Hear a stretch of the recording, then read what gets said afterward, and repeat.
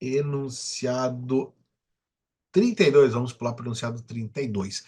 Nos processos que têm por objetivo a concessão de benefício de prestação continuada, a prova pericial deve ser produzida levando em consideração a definição do artigo 2º da Lei 13.146. Aqui é os portadores de deficiência, né? O critério perícia biopsicossocial, o outro instrumento que substitua qual não se confunde com capacidade laborativa.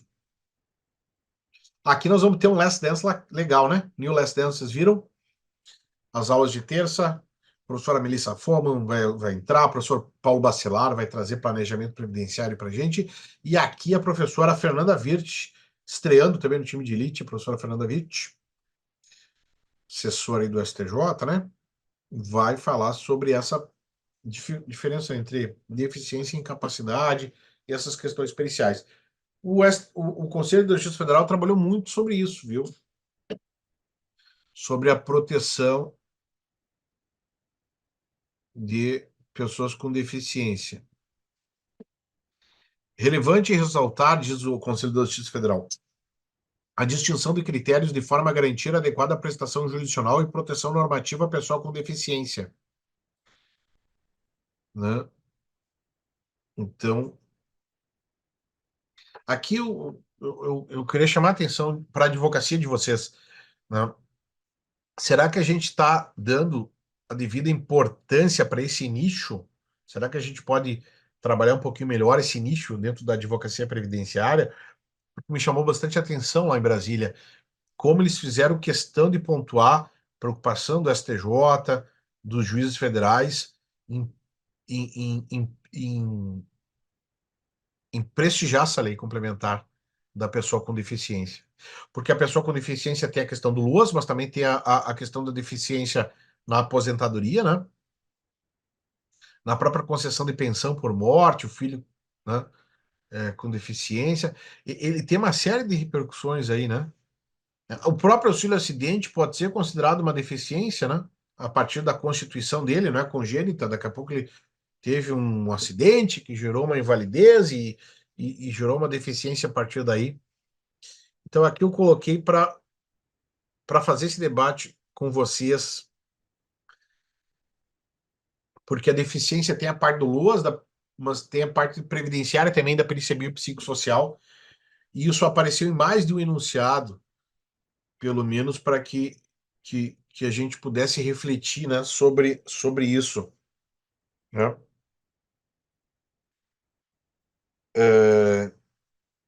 A nova Previdência não alterou a lei complementar da pessoa com deficiência.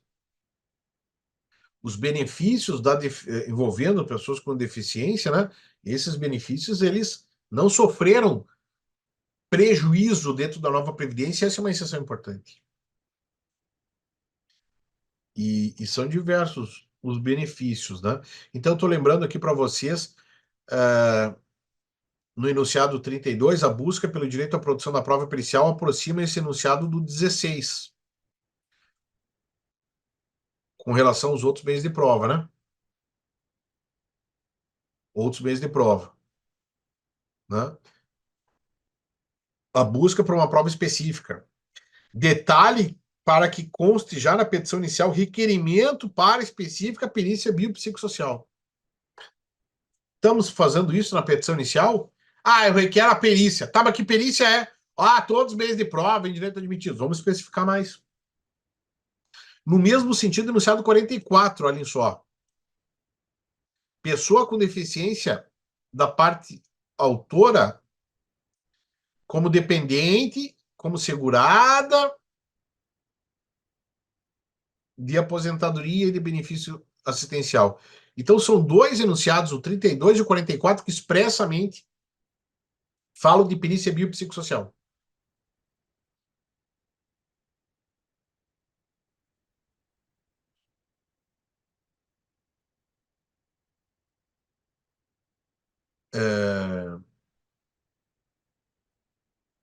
Acabamos não perguntando para o cliente se tem alguma deficiência. Após a aula com a professora Melissa, né, no Last Dance de 2023, esta pergunta está sendo feita, diz a Morgana. É, é.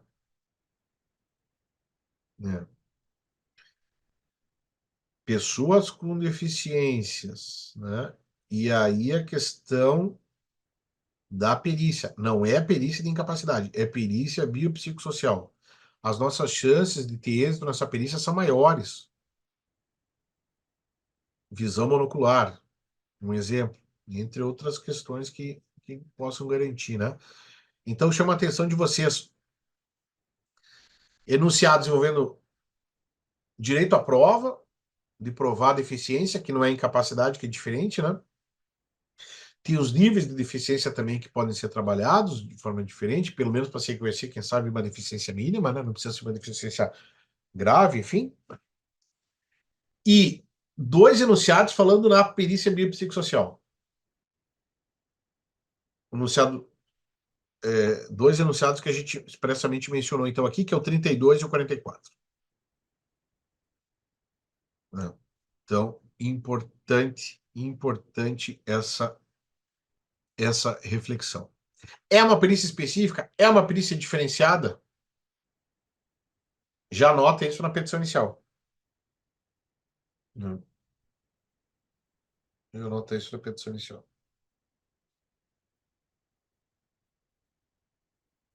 Eu preciso largar bem. Cada vez mais está claro isso e batendo aí com os enunciados, né? Eu preciso largar bem na minha petição inicial. Eu preciso largar trazendo um projeto de processo. Um projeto do que eu quero que aconteça no processo. Ó, tem que seguir para esse lado. É só documento? Não. Tem que seguir para perícia, tem que fazer prova oral. Ah, é prova oral? Tem testemunha? Onde é que tá? É perícia? Qual perícia? Tem quesito? Já tem assistente técnico ou não vai ter? Ah, não é incapacidade.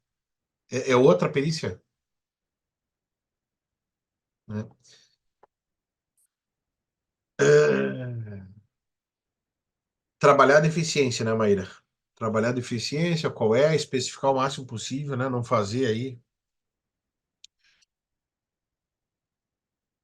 genericamente, mas fazer mais especificamente. Enunciado 32. O 37, na mesma linha, é recomendável a construção de quesitação padronizada para a realização de perícia judicial biopsicossocial nas ações que versem sobre benefício de prestação continuada. Aqui a gente pode falar de qualquer quesitação de perícia biopsicossocial. Essa padronização nos ajuda, por quê? Porque a padronização vai especificar, né, melhor as questões envolvendo a deficiência. Justificativa, a maioria das varas da Justiça Federal, diz o Conselho da Justiça Federal, tem quesitos formulados sobre incapacidade laborativa. No entanto, grande parte desses quesitos não auxiliam na avaliação da deficiência. Os instrumentos da avaliação da pessoa com deficiência são importantes para assegurar os direitos a políticas públicas. A falta de uma padronização avaliativa e práticas avaliativas inadequadas podem prejudicar as pessoas com deficiência via aplicação do Índice de Funcionalidade Brasileiro Modificado. Reflexão que eu faço para vocês aqui. A padronização de quesitos e determinados benefícios gera problema no exame de casos concretos. Como, por exemplo, nos benefícios por incapacidade que devem ser diferenciados do LOAS. Então, a padronização, algumas vezes, ela ajuda, outras vezes ela atrapalha. Por isso que a gente tem que cuidar. Ah, o CNJ mandou padronizar. Não, é padronizar quesitos de perícia biopsicossocial. Porque essa padronização pode ajudar. Nota do professor. A padronização como forma de garantia processual aos beneficiários de prestação que exige requisitos específicos e complexos como o PCD é uma coisa. Isso não afasta a possibilidade de outros quesitos pelo procurador. Né? Então, se pode fazer quesitos específicos, deve fazer quesitos específicos. Né? Então, aqui o enunciado 37 seria mais uma recomendação ao judiciário, né? Claramente aqui é uma recomendação não tanto ao advogado, mas ao judiciário, né? Uma, fazer a perícia correta, biopsicossocial. Segundo, fazer a perícia correta e com quesitação mais específica, de preferência padronizada. Correto? De um enunciado que fala de prova oral, né? ia sentir falta de algum enunciado que falasse de prova oral. A prova oral colhida em audiência, diz o enunciado 42, é meio hábil para a comprovação do estado de desemprego, para fins de prorrogação da qualidade de segurado previsto no artigo 15, parágrafo 2º da Lei 8.213 de 91. Meio hábil para a comprovação do estado de desemprego. Para aquela questão do período de graça, né? Mas vejam que esses enunciados, tomem esse cuidado. A gente tem que enxergar eles um pouco maior, né? Porque são enunciados que vêm de várias partes do Brasil, de colegas, enfim, procurador, o juiz e tal, que está interessado numa questão específica. Mas não que isso não possa ser usado em outros casos, entende? Não é que a prova oral vai ser usada só para fins de desemprego, é uma questão exemplificativa. O que a gente tem que ver são outros casos que podem ser utilizados. Não? É que não houve, né, uma organização assim dos enunciados. São vários enunciados de diversas mentes, em diversos momentos diferentes que foram sendo aprovados. Né? Então, como não tem também cunho obrigatório, por outro lado, eles não têm uma sistematização assim, né? Não foram sistematizados, organizados, e, sim. São enunciados que foram aprovados ou reprovados, passando por diversas etapas. Então, a gente não tem que interpretar restritivamente no sentido, poxa, será que o Conselho do Registro Federal, já vi essa pergunta, né? Será que o Conselho do Registro Federal entende que a prova oral é só para fazer prova de desemprego? Calma, gente. Não, é uma questão exemplificativa. Ah, quer dizer que em outros casos, então, não pode prova oral? Atividade rural? Não, claro que pode. É que tu vai ter que provar, demonstrar que aquela prova é uma prova eficaz, né? Que aquele meio de prova um meio de prova eficaz, útil para a finalidade pretendida. E a gente já falou algumas vezes sobre isso aqui no time de elite. Para os novos, então, eu repito, mas para os mais experientes fica fácil de lembrar porque eu já falei, né? Eu não posso trabalhar em prova oral em questões que, por exemplo, são técnicas e que não fazem parte daquele ambiente de prova oral. Mas isso também é relativo, porque daqui a pouco a prova oral é feita por um técnico. É o médico do segurado que vai falar de uma questão técnica em audiência. Então eu tenho que trazer o rol e explicar a utilidade daquele rol de testemunhas para aquela produção da prova oral. Quem é a testemunha? Colega de trabalho. Vai falar sobre o quê? Grau de invalidez. Não, não vai falar. Grau de invalidez é uma questão técnica, não é colega de trabalho que vai falar sobre isso.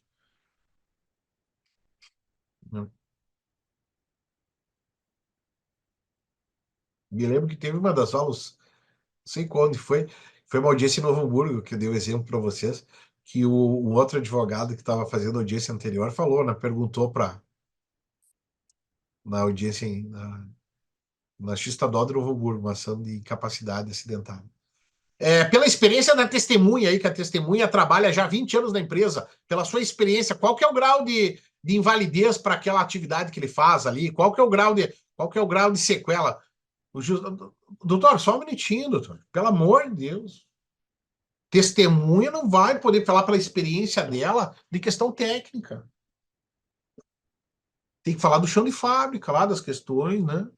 Onde é que se aconteceu um acidente ou não, essa pergunta vai ser indeferida. E os demais também. E se o senhor fizer a pergunta para testemunha de questão de incapacidade, eu já vou dizer que a testemunha não vai ser ouvida, então. Tá, doutor. Tá, me atrapalhei aqui, então. Então tá.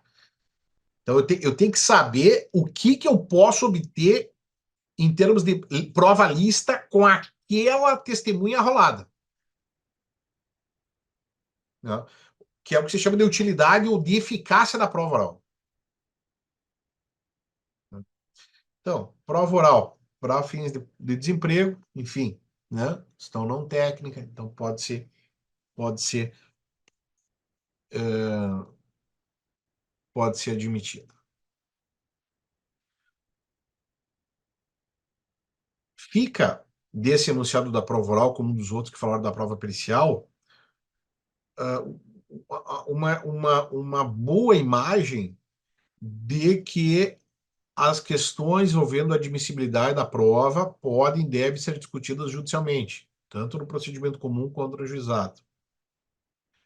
O que eu repito que a gente tem que fazer para funcionar isso, nenhum enunciado disse isso. Quem está dizendo isso é o professor Rubip, seu time de elite. O que vai realmente fazer funcionar isso na prática é um projeto claro de petição inicial sobre o que eu tenho de prova e o que me falta de prova que precisa ser feito. E isso não é tão simples porque envolve também um grau de experiência e de técnica e de cognição de cada um de vocês sobre isso. Vocês têm que saber quanto de prova vocês têm e quanto de prova vocês precisam ainda. Na dúvida, manda fazer prova. Muitas mentorias são assim, né? Professor, agora eu não sei se eu encerro o processo ou mando ou faço aquele requerimento de prova oral. Tia, na dúvida, manda fazer a prova. Azar do goleiro, manda fazer a prova. Não fiquem com essa questão do ônus da prova se vocês têm dúvida. Agora, tá claro pela prova oral que é nosso. PPP bom, pá, CAT, LTCAT, sei lá qual o documento for. Na dúvida, façam a prova. A questão da experiência nos encaminha isso. Agora, independentemente disso, qual que é o projeto de processo, entre aspas, que vocês estão apresentando na petição inicial? Qual é o benefício? Qual é a prova que vocês já têm e aquilo que precisa ser feito? Ah, isso é um grande salto na advocacia. Porque vocês vão poder cobrar o juiz depois. Excelência, eu avisei lá na petição inicial, página 3, evento 4. Eu avisei lá que tinha que ser feita uma perícia biopsicossocial, não tem nada a ver com incapacidade. Vocês ganham força, margem para embargo de declaração, para outros recursos envolvendo cerceamento de defesa, etc., se vocês têm um projeto de processo desde o inicial bem claro.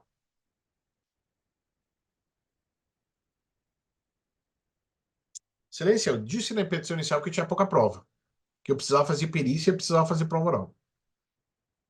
O senhor extinguiu o processo dizendo que eu não fiz prova. Não, mas é que eu avisei que eu precisava fazer prova durante o processo. Quem é que me disse que eu tenho que trazer todas as provas da petição inicial? Agora, até onde vocês podem trazer, vocês têm que trazer. O que é da perícia? O que é da prova oral? O que é de documentos que estão em posse de terceiros? Bom, trago esses requerimentos da petição inicial. O que a empresa tem que trazer? O que um hospital, um terceiro tem que trazer? É um projeto que você já tem que apresentar na petição inicial. Então, por isso que a nossa última Masterclass do ano passado, que a gente era muito quente, né? Masterclass 8, fora todos os outros anexos, né? São 18 modelos de petição inicial, enfim, estratégias que a gente colocou lá. Mas o que fica aí para vocês sempre revisarem é vocês têm que perder mais tempo no momento de fazer a petição inicial. Você tem que planejar mais a petição inicial. E vocês, principalmente na parte de requerimentos. Porque nos pedidos a gente já falou bastante. Agora saiam da parte dos pedidos e se concentrem no item chamado requerimentos. O que vocês querem? Qual que são os requerimentos? Não é pedido específico de prestação de jurisdição, mas quais são os requerimentos? O que vocês precisam? Porque vocês vão chegar uma hora que vocês vão ter que, dentro do processo, fazer um checklist daquilo que vocês requereram lá na petição inicial. Olha, eu pedi para oficiar a empresa, eu pedi para oficial para o INSS ser intimado para juntar processo administrativo, para a empresa me trazer a LTCAT. Eu fiz o requerimento para o hospital trazer o prontuário médico. Eu fiz aqui um requerimento de prova pericial biopsicossocial. Eu fiz um requerimento de prova oral para intimar duas testemunhas. O senhor não encaminhou nada, excelência, dos requerimentos, aí quer me julgar improcedente o processo, mas é claro que vai ser improcedente.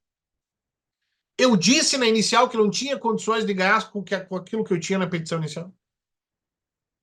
Minha petição inicial não é um mandado de segurança que eu tenho que ter prova documental pré-constituída. Eu disse que ia ter essa dificuldade. Então, o que falta, e o que fica claro aqui pelos enunciados, é que esses enunciados no seco vai ser difícil de a gente enfrentar. Agora, se eu fizer mais mastigadinho, eles se encaixam de uma maneira mais adequada a ponto de eu poder exigir a aplicação deles. Isso tudo depende, né, de um posicionamento e de uma estratégia processual de antecipar, né? Sabia que no momento atual também as coisas elas não estão saindo ao natural, né? Sabia que eu preciso fazer a minha parte. Sabia que o juiz não está, na maioria das vezes, a juíza, na maioria das vezes, determinando produção de provas de ofício. Então, tudo isso é entender o momento atual da advocacia, daquilo que eu preciso fazer e trabalhar com as regras processuais a meu favor, né?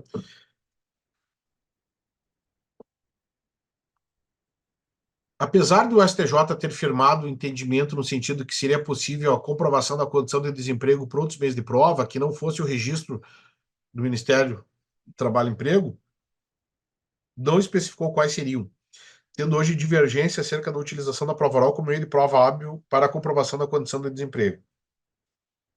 Reflexão: a admissibilidade da prova processual, a admissibilidade processual da prova oral e as suas condições. Então, para fazer prova oral, eu tenho que, repito, em termos de síntese, eu tenho que ter um fato, tem que ter um fato. Esse fato tem que estar controvertido. Esse fato tem que ser relevante para aquele pedido do processo. E essa prova oral tem que ser um meio de prova eficaz. Ou seja, tem que ser útil.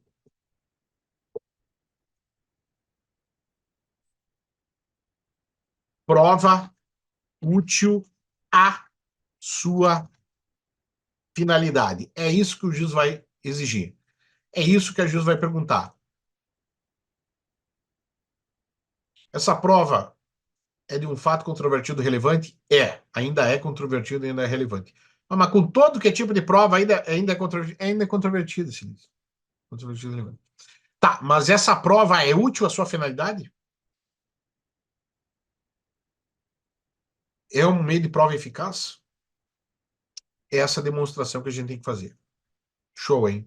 Isso aqui se aplica a diversos casos que a gente vai usar essa mesma expressão. Excelência, o fato é controvertido e relevante e o meio de prova é eficaz. Na petição, podem copiar essa frase aqui, petição de requerimento de prova, toda vez que vocês vão requerer meio de prova na justiça, toda vez vocês vão ter que passar por esse critério aqui, que a gente trabalhou basicamente nos cursos de 2023, vamos retomar em 2024, né? Mas a gente vai ter que bater sempre nessa frase. Repito, toda vez que eu for requerer um meio de prova, eu tenho que provar que o fato é controvertido e relevante e que o meio de prova é eficaz. Qualquer tipo de prova. Prova pericial. É fato controvertido e relevante? É. Essa é o meio de prova eficaz? A prova pericial é para isso?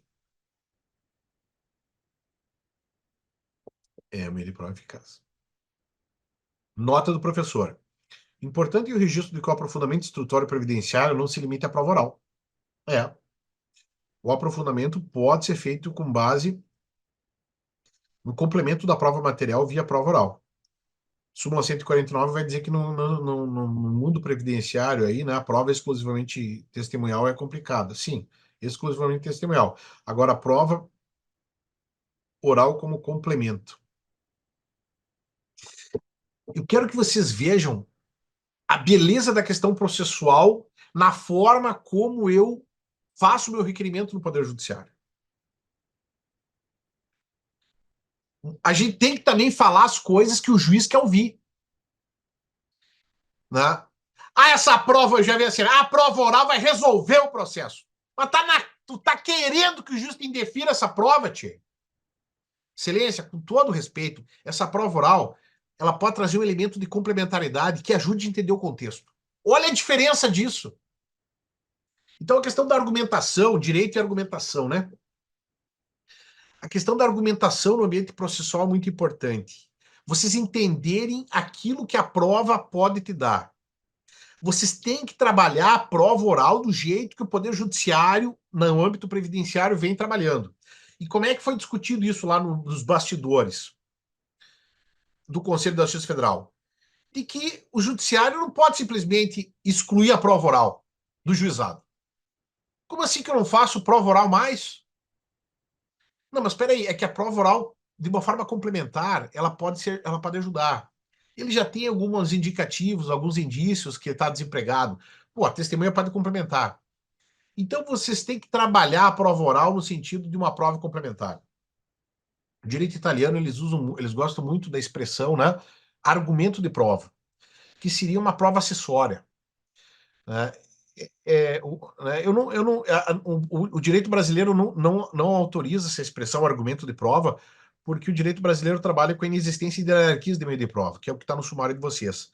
Na prática, na teoria, melhor dizendo, não tem hierarquia entre os meios de prova, todos teriam no mesmo patamar.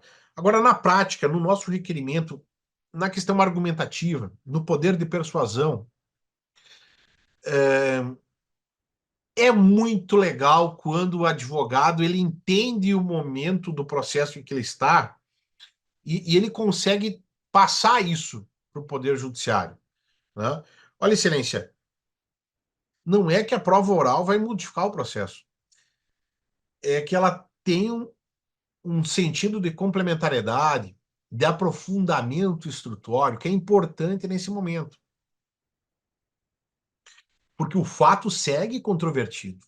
Esse fato que a prova oral vai trazer é relevante para o julgamento. A prova oral pela testemunha rolada é útil a essa finalidade. Poxa, é muito diferente do jeito que normalmente se coloca assim a questão da prova. Então, é para trazer mastigadinho, sim.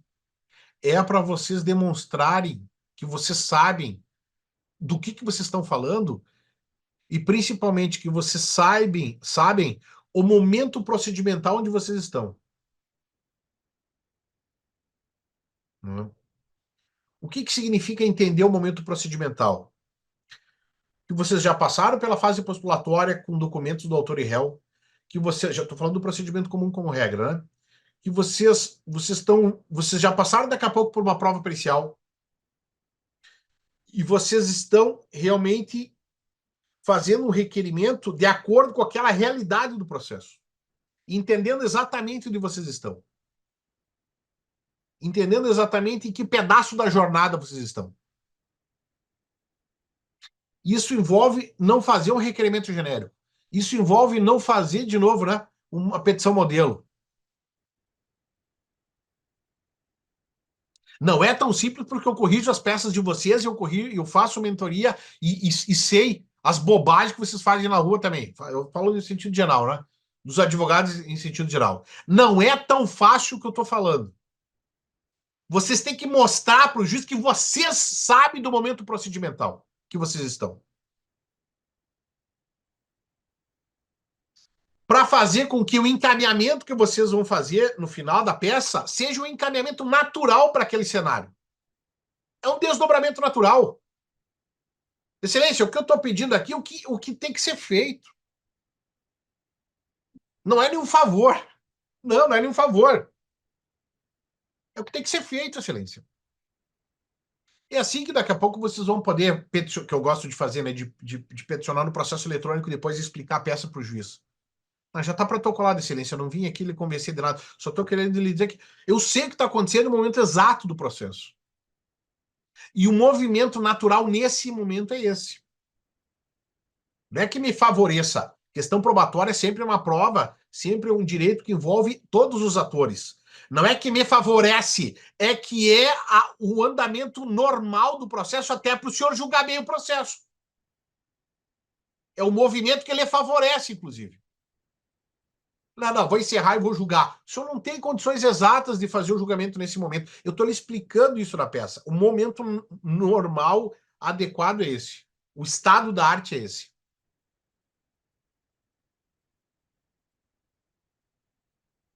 Então, esse é um desafio. Estou falando um desafio que é para o time de elite, né? Peticionar de uma forma diferenciada. Peticionar de uma forma a garantir que aquela produção da prova oral naquele momento seja um desdobramento natural do processo. A prova oral não pode ser, meu Deus, o juiz deferiu a prova oral, meu, mas vamos, mas eu, aí começa, né? Porque o autor diz, porque eu fui falei com o juiz, porque eu fiz uma novena. Não, não, não é isso. A prova oral tem que ser um desenvolvimento natural daquele momento procedimental. E é uma magia conseguir botar isso no papel e demonstrar para o juiz isso. O ideal é que isso seja construído, então, desde a petição inicial com o rol de testemunha, né? Mas por que tem que ser feita a prova oral nesse processo? Por que seria um movimento natural ser feita a prova oral? Porque é direito da parte fazer a complementação da instrução? Porque a parte impugnou as provas anteriores, deixou então o fato controvertido? Porque aquela prova oral ela é útil à finalidade? Porque a testemunha está disposta, e o ideal é isso, que a parte traga, inclusive, independentemente de intimação, que possa, né, comparecer em juízo.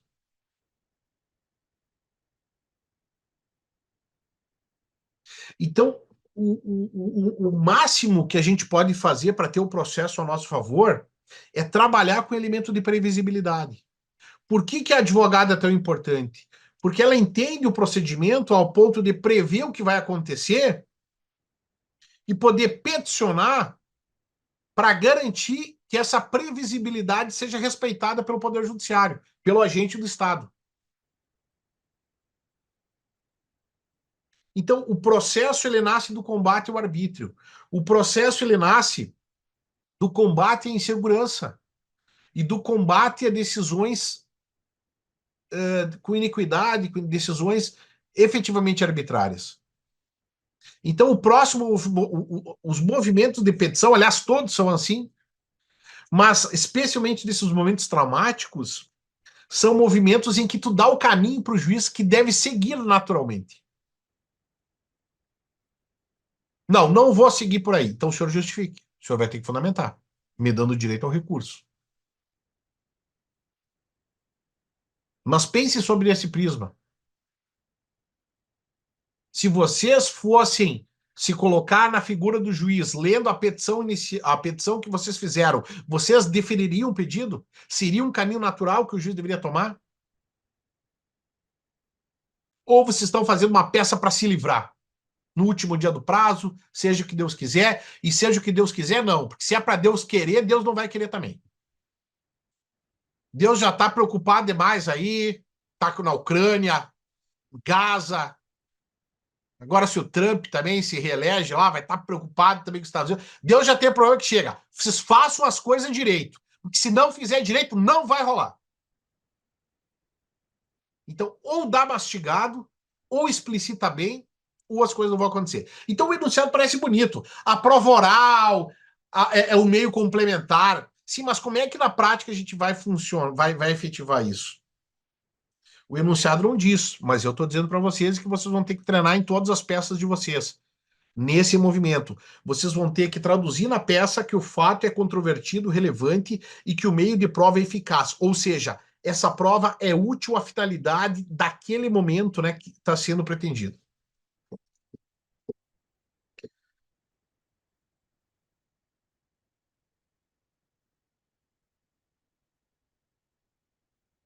Então, outros exemplos que a gente colocou aqui: nexo causal, benefício acidentário. Tá? Prova oral. O que o senhor quer com a prova? Eu quero explicar como é que foi o acidente de trabalho. Tem dúvida sobre isso? Tem. O INSS negou o benefício e deu benefício comum. E a perícia? Inconclusiva. Diz que não dá para segurar se foi assim, se foi assado. Caiu do andaime. O que andaime tá onde? Em casa? Na empresa? Não, não. Um colega de trabalho viu como é que aconteceu, vai relatar. Impugnou a perícia? Impugnou. Precisa desse aprofundamento? Precisa. Caracteriza cerceamento de defesa em caso de indeferimento? Caracteriza. É um movimento natural ouvir a testemunha? É. Difiro. Exposição permanente e agente insalubre. Tá, mas isso não é do PPP? PPP foi impugnado. LTCAT também. Essa exposição permanente e agente insalubre, que tem a ver com o colega de trabalho? Não, todos os colegas estavam no mesmo setor, estavam expostos ao mesmo agente. Era uma atividade especial. O INSS alega? Que ele fazia uma função administrativa que não estava exercendo atividade em condições insalubres. O fato é controvertido? É relevante? É. A prova é eficaz? O colega de trabalho tem condição de falar disso? Sim, ele está falando do chão de fábrica, excelência. Falando do chão de fábrica, o que acontecia lá no setor. Pode comprovar atividades de condições especiais, essa testemunha? Quantas testemunhas são? É só uma, excelência. Vamos ouvir. Enunciado 42.